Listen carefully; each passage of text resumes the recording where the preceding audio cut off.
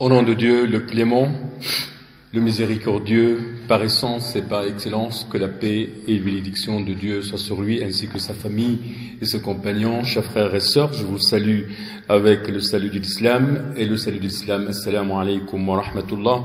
Chers frères et sœurs, Allah subhanahu wa ta'ala, il nous a dotés de grands bienfaits innombrables. Il a dit dans le Coran: et si vous comptez les bienfaits d'Allah, vous ne saurez pas les dénombrer, car Allah est pardonneur et miséricordieux. Parmi les bienfaits qu'Allah subhanahu wa ta'ala il nous a dotés, la santé, la bonne santé. Et le musulman, il doit être en pleine gratitude, reconnaissance que Allah lui a donné comme santé. Sache, frères et sœurs, que ton argent est un bienfait. Il ne faut pas l'utiliser que dans la voie rectiligne et non dans la désobéissance d'Allah. Il ne faut pas le dépenser que dans ce qui est interdit par Allah subhanahu wa ta'ala. Ton corps, ta physionomie est un bienfait. Il faut pas l'utiliser dans la désobéissance d'Allah. Ta main ou tes mains est un bienfait. Il ne faut pas l'utiliser que dans la voie rectiligne et la satisfaction d'Allah subhanahu wa ta'ala. Tes pieds, ils sont un bienfait. Il ne faut pas marcher là où il y a la malédiction d'Allah. Tes yeux est un bienfait. Il ne faut pas regarder ce qui est interdit par Allah subhanahu wa ta'ala. Tes oreilles, ils sont un bienfait. Il ne faut pas écouter, entendre ce que Allah il nous a interdit d'entendre et d'écouter. Ta langue est un bienfait.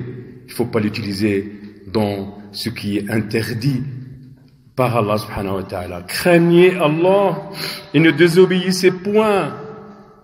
Et ne le désobéissez point. Chers frères en foi, la langue, et c'est le thème d'aujourd'hui, les dégâts de la langue. La langue, c'est un double tranchant, une arme à double tranchant. On peut l'utiliser dans l'évocation d'Allah, dans la bonne parole, dans le rappel d'Allah subhanahu wa ta'ala, mais en même temps est un dégât lorsque on l'utilise dans les choses qui sont interdites par Allah subhanahu wa ta'ala. Allah, il a dit: ne lui avons-nous pas assigné 2 yeux et une langue et 2 lèvres? Le danger de la langue est très dangereux. Sa sanction est grande et immense par Allah subhanahu wa ta'ala. Et le prophète Mohammed sallallahu alayhi wa sallam, il nous a mis en garde des dangers innombrables de la langue. Mu'adh bin Jabal, il a demandé au messager sallallahu alayhi wa sallam, je lui dis: est-ce qu'on est pris en compte ce que nous disons, ce que nous sortons de notre langue? Il lui a dit: que ta mère perd ton enfant. Est-ce que les gens seront versés sur leur face contre terre, si ce n'est à cause des fruits de leur langue, si ce n'est à cause des réalisations, des paroles, des gestes de nos langues? Les fruits de la langue, ils peuvent nous provoquer à qu'on soit en enfer l'a'adhu billah. Parmi les 2 défauts et les 2 outils qui peuvent nous emmener en enfer l'a'adhu billah, c'est la médisance, le dénigrement, la diffamation et la calomniation. Ce sont des causes de la supplice, de la tombe. Si vous rappelez à votre frère, à votre sœur, de ce qu'il déteste, dans son caractère, dans ses gestes, vous avez médisé, vous avez calomnié, vous avez désobéi à Allah subhanahu wa ta'ala. C'est quand vous dites sur quelqu'un qu'il est un mauvais, cette personne, il est de mauvais comportement, il est simplé, il ne comprend pas très vite. Il est avare, il est khadin. Son foyer, sa maison est sale, etc. Vous avez, Allah subhanahu wa ta'ala, il nous a dit dans le Coran, il nous a comparé à que des gens qu'on mange la chair de nos frères mortes. Ce que nous détestons tous, sans exception, que les gens se colportent de nos mauvais comportements, de nos mauvais défauts, de nos défauts. Et Allah subhanahu wa ta'ala, il a dit dans la sourate Al-Hujurat, ô vous qui avez cru, évitez de trop conjecturer sur autrui, car une partie des conjectures est péché. Et n'espionnez pas, et ne médisez pas les uns les autres. L'un de vous aimerait-il manger la chair de son frère mort? Non. Vous en aurez horreur. Et craignez Allah, car Allah est grand, accueillant au repentir, très miséricordieux.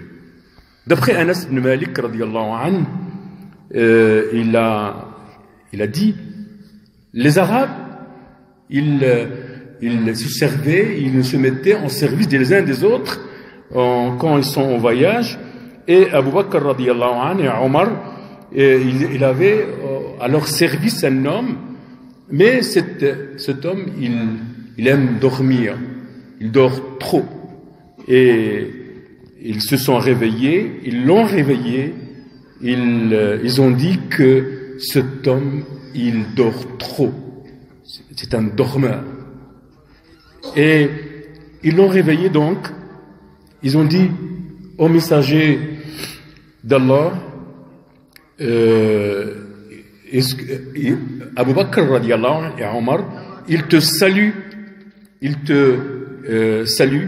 et il te demande la permission de manger.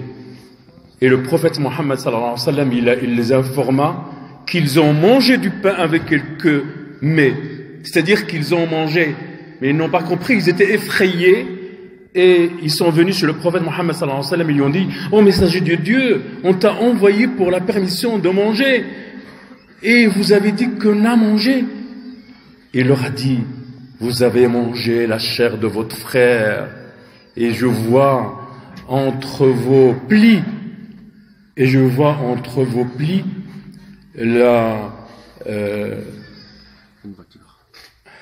on va arrêter pour informer, il y a quelqu'un qui a une Peugeot de plaque immatriculation 1WRPT 345, s'il vous plaît, qu'il aille enlever sa voiture. Barakallahu fikum. Je suis désolé, si c'est une personne d'ici, on ne peut pas garer la voiture n'importe où, parce que nous sommes des gens qui sont organisés et nous ne voulons pas déranger les autres. Et donc parmi les choses que malheureusement nous n'avons pas encore appris à parquer nos voitures, comment voulez-vous qu'on va aller plus loin? Donc le prophète Mohammed sallallahu alayhi wa sallam, il leur a dit, vous avez mangé la chair de votre frère et je vois sa chair entre vos plis. Ils ont dit, ô messager de Dieu, pardonne-nous. Il a dit, falyastaghfir lakuma. Ça veut dire que Allah subhanahu wa ta'ala, qu'il vous pardonne. Et parmi les choses que notre imam il a dit, il n'y a pas que seulement de donner des constats, mais aussi des résolutions. Et il faut qu'on rende cette langue qui a, malgré des dangers, il a aussi des choses qui sont profitables à nous et qu'on doit la remplacer par l'évocation d'Allah, par le rappel, par quelque chose qui va nous rapporter beaucoup de fruits. Wa astaghfirullah li wa lakum wa li jami'il muslimin. Wassalamu alaykum wa rahmatullah.